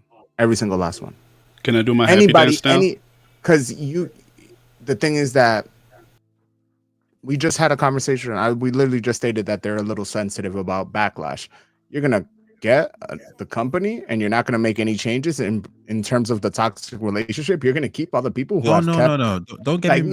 That's what I'm saying. I don't believe Bobby's going to be handling anything to do with HR. No. But I'm telling you, everybody. It's not only Bobby. I think the whole board. I think anybody who's been complacent on any type of that type of behavior, bro. Somebody died, or almost died. Whatever the case may be, bro. They're out of there. Oh, that stuff is involved too, bro. Oh, I thought they got that swept up under the rug already. They could sweep that all under the rug. If they don't make any changes, that will resurface again. I promise you that. Yeah, it's gonna need some serious restructuring. Everybody. It's gonna need some restructuring. I completely agree with you. Bobby's not gonna be in charge of these people in this sense. The question is, does he somewhat stay in Does he have some kind of relationship with Activision Blizzard, or is he kicked out indefinitely? I think the argument they're making is that based off of what happened under his watch, he's seen as a liability by Xbox or by Microsoft. He might be a liability, but he's not a $70 billion liability. You want to know what the relationship is? The former CEO of Activision Blizzard. That's the relationship. Yo, listen, you fanboys are just missing the point. Yo, whatever people screaming, man, it's just fanboys talking. I'm telling you, no. Listen, I get what you guys are saying here, but the question is, how important is this acquisition to Microsoft? And for me, the fact that they're already, given all these 10-year deals, cloud deals, they're willing to sell off, making potentially the xCloud service in the UK to get this deal to go through. Bobby's completely irrelevant. He can just be in the shadows. They don't give it. They actually don't care. They're gonna put someone else in charge who's gonna be overseeing this. Bobby's just gonna be a puppet.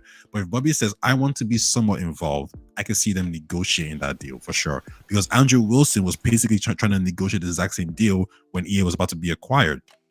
And the board members love Bobby enough to actually grant him that 100%. Now, that's just the first part from a contractual point of view. See what you're missing with the EA thing is EA was going to they were purposely trying to get bought by somebody who didn't have a gaming industry side of their company, so he could be in charge. If he sold to Microsoft or Activision, he was out of there. He knew that. So he's like, I need to go somewhere that doesn't have a gaming thing so I could be in charge of the gaming thing. That's what he wanted. Bobby is going to a gaming thing. There's no way you're sitting in any chair, bro. There's no way. He knows that. I'll actually switch on to the next point then, which is the business reason why you might want to keep Bobby, right? As I said, this is a guy who basically took this company from 0 to 70 billion. And I think some of the points here that he would argue is, number one, your Xbox, you need someone like me who can actually make the tough decisions and actually get you to the position you want to be in. Number one. Number two, at the end of the day, I think with all this, with the controversy going on, and we still brought in record revenue for the third quarter. Call of Duty still, was Modern Warfare 2 was still the fastest selling Call of Duty. Candy Crush King is still doing whatever it wants to do. The truth is, all these stories, all these things that people are talking about, like this happened, that happened, it sucks 100%. But Bobby's response is, yeah, but I still brought in money. Gamers don't care. Gamers can say they care. I disagree with that. Bro. I disagree with that because how can you say you disagree if the money's coming in? If nobody cared about that stuff, they're gonna say something. If nobody cared about that stuff, Activision wouldn't be bought. No. Yeah, that is facts. No, you're right, that because they literally would be an independent company if they didn't screw up so regularly and so royally.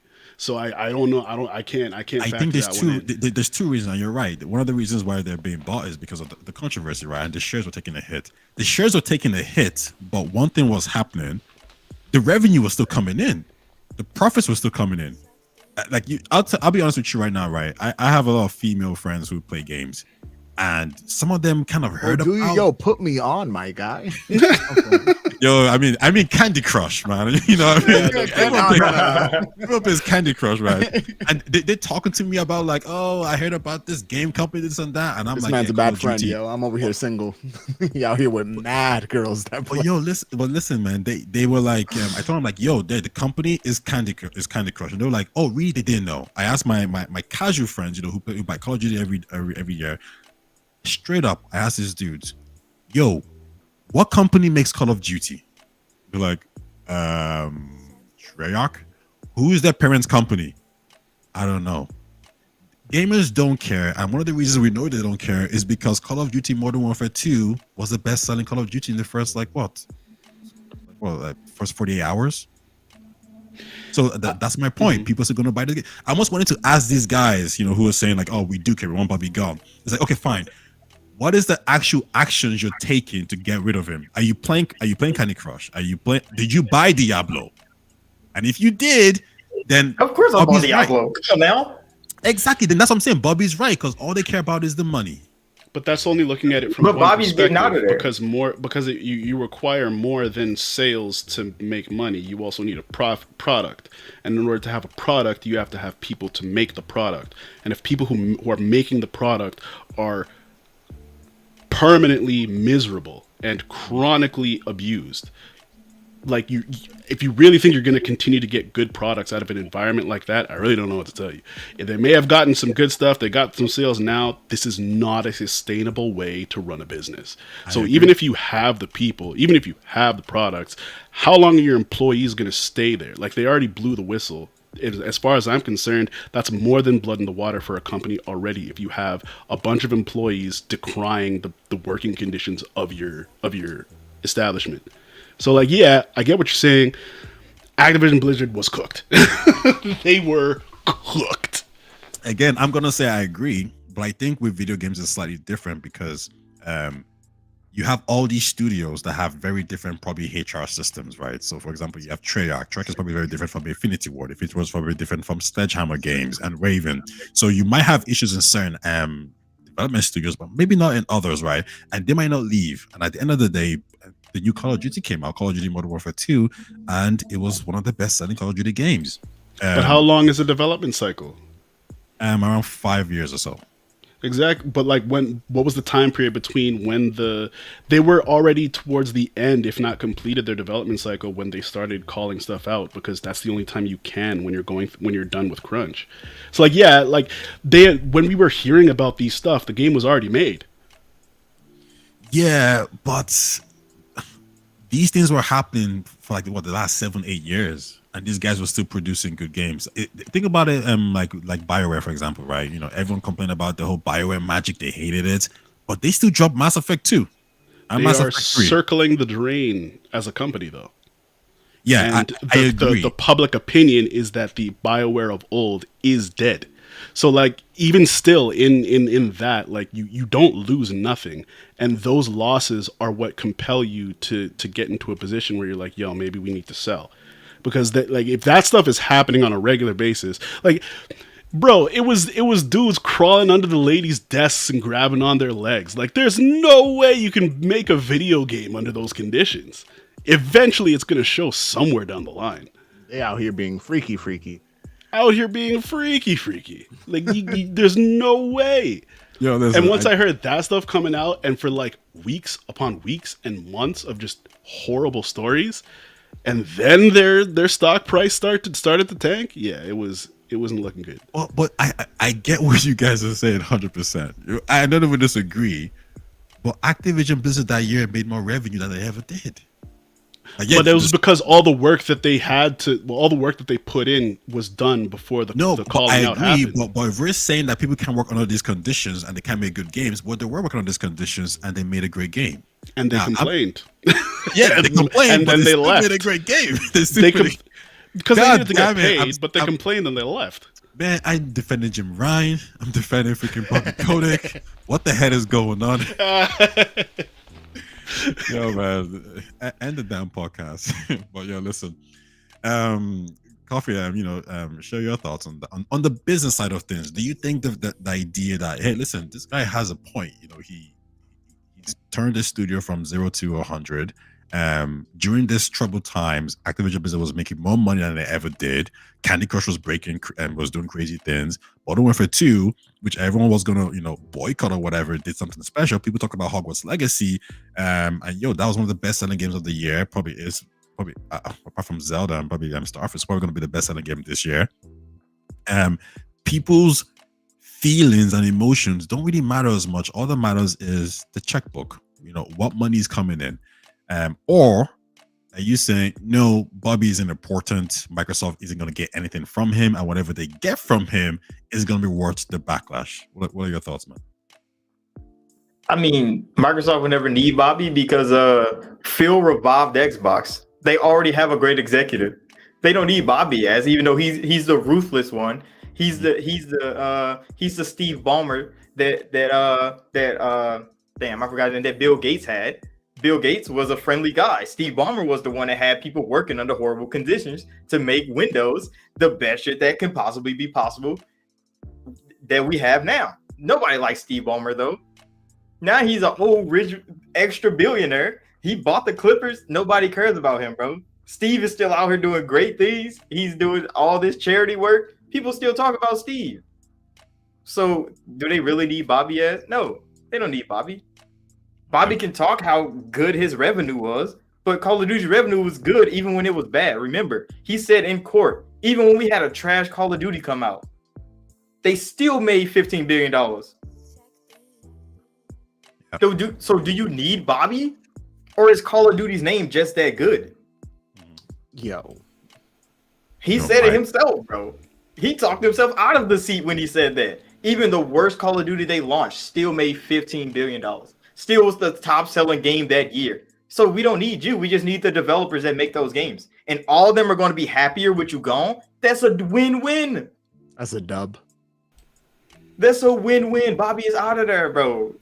Dog, firing Bobby even if they the relax morale in the office they start working less hard. They still going to work happier. Recovery so the game still come out even half as good as it already is. It's still going to make $15 billion. Microsoft don't need Bobby. No, I was just saying, yeah, the morale would go so high just by doing that one move alone. Okay. I just have to clarify this point. I want Bobby gone too. Just this man's been defending hard. Look how he has to say it out loud. You guys, I don't want this to come back and bite me in the ass or something, man. We're gonna see the article. I understand what you're getting at, because like Bobby could talk himself into Microsoft because he has such good revenue streams, because he made so much money. But you got to think, Call of Duty start rising because Battlefield declined, because Halo declined, is because Sony stopped making shooting games. Sony put Bobby on a pedestal with shooting games because that was Sony's premier shooter. They ain't even make it, bro. Sony, top platform with the top shooter, which is Call of Duty. Nobody else was competing with that. Yeah, listen, I think you actually made a very good separate point there. And I think one of the misses for PlayStation, as much as I like the third-party games, was they stopped making Resistance and Killzone. I actually really like the Killzone games. That was a bit of a shock for me. But I mean, listen, let's move on away from Activision Blizzard. We got one more talking point, and that's Starfield. It's going to be a quick one. Let's see. So apparently, Games Radar has it that in one of the core filings, Xbox sees more value in Starfield exclusively than 10 million PlayStation 5. So basically, Xbox said that like 10 million PlayStation 5 players would have bought Starfield more or less. So that's buy, that's purchasing. 10 million players would have purchased it, but they decided to make it exclusive. And it's a very simple question with a very simple answer. Mike, you haven't spoken in a bit. Why did Xbox choose to make Starfield an exclusive and forgo 10 million PlayStation 5 copies sold? Because 12 months of Game Pass for you playing Starfield is more money than you purchasing Starfield one time. Yeah, I mean, that's all it comes down to. It's just a math thing. So that's if they decide not to purchase it, because then you still get the $60 or whatever the discounted price is. Because if you got Game Pass, it kind of like knocks off a little bit of the price. But yeah, that's all it comes down to. And there's people who don't want to buy them and just want to purchase it. So if all I'm playing is Starfield, that's $15. Oh no, it just went up. So now we're at what, $17 now for consoles, right? $17, right? Game Pass. Let me just go ahead and confirm that real quick. Thereabouts, yeah. Yeah, they're about to. So by September, it's due for August, if I'm not mistaken, the new upgrade. So that's going to be $17 plus tax for 12 months. You're looking at around $100. You're looking at almost $200. Starfield by itself is going to cost us is a $70 game tops. You did the calculations and everything, man. We wasn't planning to go that deep, Supposed to be. But it's just a math thing. It's just a money play with all these companies. So it's like, yeah. And I'm just counting the ones that didn't buy the collector's edition like I did. I bought the $100 one, right? So. And that's just us, and that one comes with a digital code. That don't even come with a physical CD. So they're getting that, and I'm already a subscriber to the Game Pass. So, dude, these guys are getting me good too as well because we're double dipping. Yeah, I'm getting the 101, and I'm gonna buy the physical copy like sometime in the future because I want a physical copy. So yeah, if they do a physical copy, because they could just they have physical ones. No, they do standard. Oh yeah, they have the regular disc. Yeah, you're right. So yeah, that's all it really comes down to. So in their minds, how strong is Game Pass right now? What is it? Like, is that 17 million? What was it? 25 million? 25 to 30. So closer to 30. So let's humor it. Let's say Starfield is as big and as grand as everybody thinks it's gonna be, and it should be because it is coming from the team that did Skyrim and does Fallout and all of that stuff. Yep. Let's see it's as big as that, right? Let's say there's an influx from that 25 million. Let's say there's an influx of, let's say, PlayStation's 10 million. Mm-hmm. So now we're at 35. And that's 35 million. If you just do the math on that, bro, 35 million subscribers. Or let's just do the 10. The 10 million, you're talking about they're going to play it for a whole year. That is legit 200 million ahead a pop. Yeah, it makes listen, like you're talking about sense in terms of there's a lot of financial sense to be. There's a lot of financial. That's the way I'm looking at it, yo. Like, yeah, those $60 and that 10 million off of that is cute. I'm gonna have them, and that's just off of year one. Starfield might be big enough that we might be playing this game just as long as we played Skyrim. Which, for the longevity aspect of it, bro, we're talking about 10 years of $15 or 17 or whatever the hell the case may be. If nobody decides to buy it, because fam, at one point you gotta buy. You play so much, might as well buy it. Which at that point, if you don't buy it on sale, you could just wait and get it on sale. But some people don't want to wait and just want to purchase it and stop buying for Game Pass. Hey, you just gave me 2 or 3 years of Game Pass, and then you purchased it at a discounted price of $30, and now you disconnect the Game Pass. Bro, I just made off of what potentially is a $60 game. I made almost $500 worth off of one person. If you just do 2 years plus the $30. That's not counting them putting mods in the game. You know the Creation Club is going to be there. Creation Club is going to be booming. I'm probably going to buy something.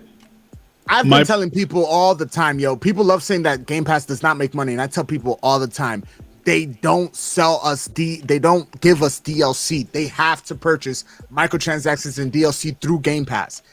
Yeah. Literally is the way that they make money. Is one of the ways that they make money. On top of the fact that people buy stuff on that platform as well. So it's like, bro, whatever the 10 million was, we are gonna make that in droves if this game is as good as it is. Which all indications show. Microsoft saw that it was that good, so why need to sell 10 million on PlayStation? Yeah, that's cool, yo. They're cool with that. Those 10 million to play it in the browser on Game Pass. Honestly, I've been of the opinion that since that statement of it's worth that whole worth 10 million PlayStation 5s, they're absolutely in this for the long haul. This game's going to be around for a couple years, provided it's successful. Yeah. Oh no! Plus the physical, plus the DLC.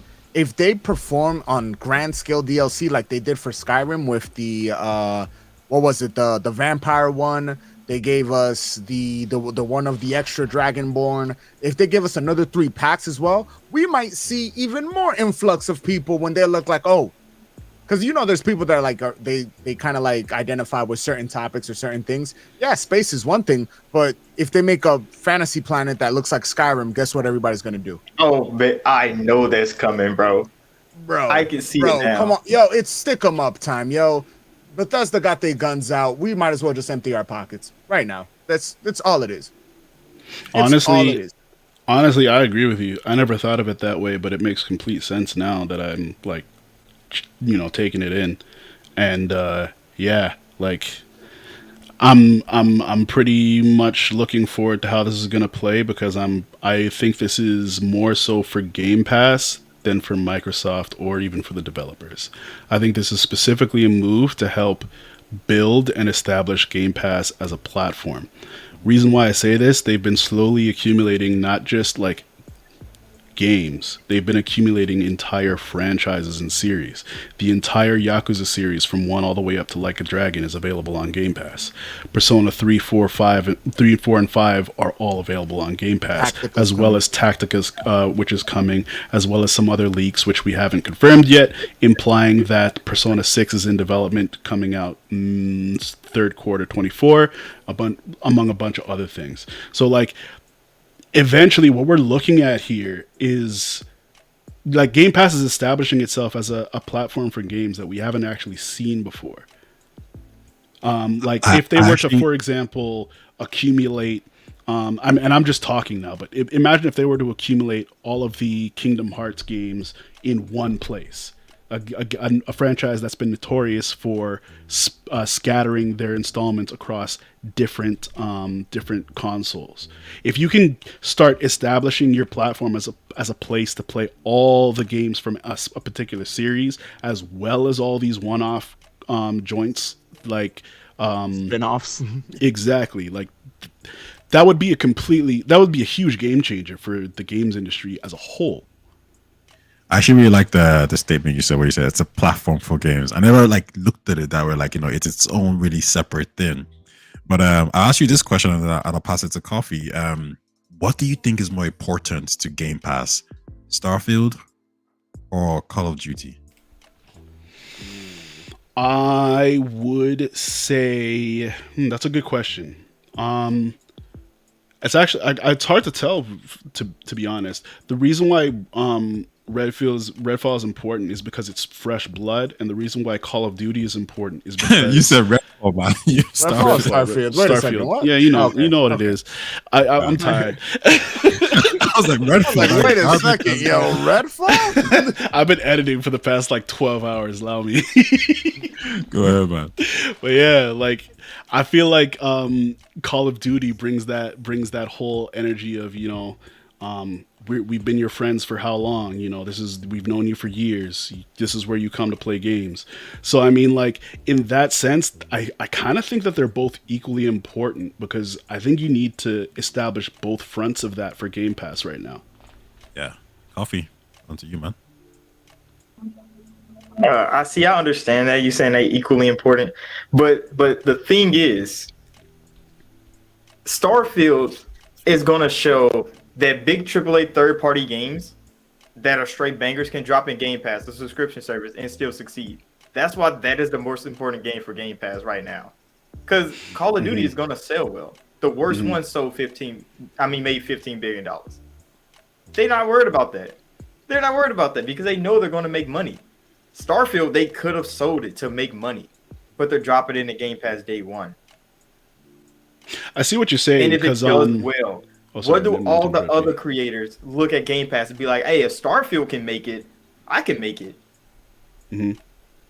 When Sony was telling everybody, oh no, you can't drop AAA third-party games in the subscription service and it works. If Starfield works, which it will work, everything Sony said goes out of the window. Everything. It goes out of the window. That is why Starfield is the most important game for Game Pass right now. Interestingly enough, this shouldn't even be a discussion, but it is very important that they establish this because, like, there was a lot of waters being muddied when Hi-Fi and a couple other games dropped for Game Pass because, like, oh, it's not making money, despite the fact that it brought tons of people just don't know how to analyze the platform yet, and exactly. I think with a big release like what you were mentioning before, that could give enough metrics for people to have to pay attention. Yeah, listen, I was this is actually a talking point. Mike, I'll pass on to you in a sec, but like I agree with you. Like people just don't really understand that. Like listen, it's like YouTube to an extent, right? You know, it's not about how much money you're kind of bringing in. You can to kind of evaluate a video. You kind of have to see, okay, what's the click-through rate? How long are people watching for? Like all these things. It's a very different way to measure success as opposed to just finance. And so when people think, okay, well, Hi-Fi Rush didn't sell too well, but it's like, well, there's so many different ways. Did it make people play on Game Pass? How many new subscribers did it bring in? And how long were they playing for? And these are very important metrics when it comes to actually analyzing the success of some of these games on Game Pass, right? Mike, which is more important to Xbox right now? Call of Duty on Game Pass or Starfield on Game Pass? I'll split it into two different ways. I think longevity wise, Call of Duty. I think for the moment, Starfield. Mainly because Call of Duty is a money making machine. Starfield, the amount of money that we will see coming from Starfield is measured on DLC, which is going to be limited to a certain degree. You might get a couple fun packs here and there, but other than that, it's going to be based on expansions. And the actual subscriber growth, because you're going to see an influx of subscribers when it comes in. So that's the way you're going to measure that. Call of Duty, on the other hand, is going to be making money if they're able to purge the servers. Like, just think about this. You have multiple Call of Duties that still get played to this day. I know people who can tell me, hey, I literally just played Call of Duty Black Ops, the first one, a few weeks ago. Like you can find people that have just played the first Black Ops. So if they wanted to, it would be some work. But again, Microsoft has the money to do it. They can literally purge the servers of all the cheaters of all the previous Call of Duties, have them all be pretty darn clean, and then not Black Ops regular or Black Ops 2, even though those have expansions that they could purchase, but you can have them have the microtransaction ones, the ones that have a lot of microtransactions. Advanced War, Infinity War, all of those, and you can just have multiple Call of Duties make tons of money based off of microtransactions for the foreseeable future. It doesn't have to be the newest one. You can have the last 3 or 4 continuously pump out bread for you on a monthly basis, just off of the strength that people like to play those. They prefer those over the current one, and now they're not playing Call of Duty that came out in 2024, but they are playing Call of Duty that came out in 2023 or 2023. Yeah, or it's just that they prefer that style. And the community base Call of Duty is so massive that even though the group itself, the player count isn't as good as it was on day one, you can still have 30 to 40 to 50K people playing on a daily basis, 100,000 people playing on a daily basis on a game that was released 4 years ago. That's because that's how popular Call of Duty is. So out of those 100,000 people, let's say 10% is still purchasing microtransactions and is still wanting to level up certain guns and wanting to get the illest gun that was in this box or whatever the case may be. Guess what? That's all revenue that is coming on the back end. And it's not even like the old games as well. It's like the new Call of Duty games, right? So even like Modern Warfare 2 is going to be old school as well. So I get your point. I think I agree with actually every single thing everyone has actually said. I think for Game Pass, Starfield is going to bring people into Game Pass. Starfield is what's going to get people to subscribe. It's not really going to be Call of Duty because that's on PlayStation, that's going to be on Nintendo, that's going to be on GeForce Now. So it's not really that important in that sense. But what I think Call of Duty is going to do is it's going to keep people on Game Pass. I play FIFA on Game Pass a lot. I haven't bought it. I just play it on Game Pass. It's an easy game to just pick up and play and do. It's an easy game to just pick up and play and just kick the ball around. I think Call of Duty is going to have that effect. But Starfield is going to bring people into Game Pass, and I think Call of Duty has the staying power to make people stay in Game Pass. But yeah, listen, I think all you guys are right on that. But yo, listen, we've been at this for how long now? I don't know, an hour About plus. 2 hours. 2 hours. Okay, cool. Yeah, nearly 2 hours. Guys, thanks for coming through. To anyone who was I think what's his name? Joshua was in the chat, and anyone who's gonna watch this as well. Thanks for watching. This was the first official episode of Talking Games. I hope to see you guys next week. Coffee, Recovering Elitists, and Mike. You guys up for it? For sure. Yeah. I'm All up right on then. All right then. Next week. Listen. I'll drop you guys links to your channels in the description. Coffee, tell us about your channel, and then Recovering Elitists, and then Mike, go ahead. I mean, I play games. First and foremost, I talk games. Gaming News Weekly, I do Sunday as well, 1 p.m. Central Time. Would you say you're an Xbox centric channel? I'm not an Christ. Xbox centric channel. I play PC games. I just don't own a PlayStation. I might have been playing PlayStation games if it interests me, but it didn't. Oh yeah, I found out the whole Last of Us stuff. I remember. Yes, hater. I mean, yeah, but yeah. Recovering Elitists, you want to plug your channel real quick? Dope Yes, channel, sir. anime, and dope quality video game content. Yeah, man. I do deep dive analysis content. So I like to do video essays, basically looking into anime, characters, scenes, just finding out why dope scenes are dope. So if that's interesting to you, check out my channel. That's cool. Mike Fury, reviewer, analysis, news updates. At least, Are you gonna let me go, or you just want to? Nah, I'm just gonna do this for you. Nah, go ahead. I appreciate you though. The channel restructuring happened about a month ago. I released my first review was AEW. They gave me a key. That was the last video I published. I'm still getting into the swing of things because I want the channel to be more evergreen than ever. I don't want to do just nonsense things for no reason or for just quick views or anything like that. But Tay is completely right.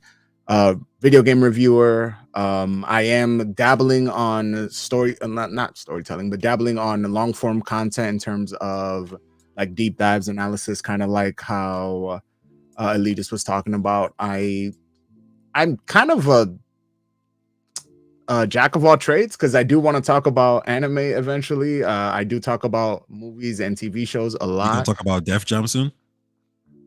One of these days we're going to talk about Def Jam. I do need to talk because the funny thing is that the Def Jam review is already done and it's already written. I just haven't recorded or done anything to it. Same. But that's a whole that's a big video because I really need to talk about that, but not give anybody ideas because I want to get paid off of that. But point is, yeah, between me and you, if it ever comes out, I know it was you. So you're the only one who knows. Yeah, I know. You're the only one who knows. All right. Yeah. But yeah, video game reviewer, talking personality, I guess. I make videos ever so often. I make shorts almost every single day.